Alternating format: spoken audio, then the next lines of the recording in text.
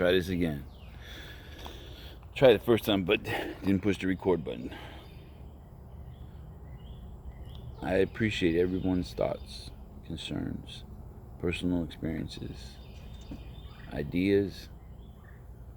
I appreciate people in general because we make this country as a people.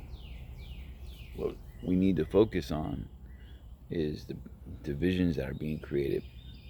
And before, the black and white division is a real division. I mean, blacks hate whites, whites hate blacks, and mostly because the whites hate, used to enslave the black people. I mean, that's the truth, and that's a fact, and that's reality. And slavery's never fun. I mean, and it's actually not even right for me to say it's not fun because that word fun had nothing to do with it. But it's a terrible thing. It's a horrible thing, and it happened, and there's a lot of feelings, emotions, and truth behind all of it. And we have to respect that because we can't put ourselves, a white person cannot put themselves in a black person's shoes 100%. Now, some people are in mixed relationships and they can get a little deeper into those things and they can understand because they can grow close to a person and listen to that person and hear their experiences.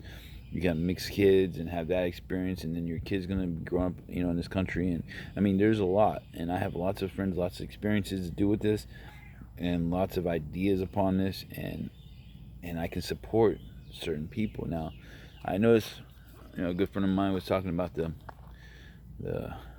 protests and the riot, turn to the right. I support protests 100%.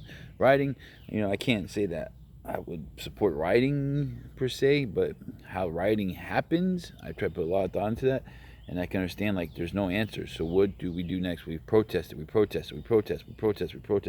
Boom, spark fire, people break stuff, burn stuff down, rioting, And then I look at the spiritual side of all this. This body means nothing. Really, the black and white skin, we're a spiritual being. There is no color in the spiritual side of us. And we forget that so much as people because we start focusing on our human self instead of our spiritual being, the true us, the 100% you. And in the spiritual world, there is no color. There is no division amongst things like that. We're all the same, basically. Now, if we could focus on that and think about that for a minute, to give you a lot of answers to a lot of problems. This building's being burned. It's all shit being burned, man. It's all shit being burned. I know people differ their opinions about this, and I love my people that are in the same struggle, in the same fight, and they're on the same path. And maybe they might not agree with me on that, but hey, I love you. I love people. I love good people. I love bad people, but I hate their actions. I despise bad actions. It disgusts me. And we're on some paths that require us to do certain things for our paths. You know what I mean?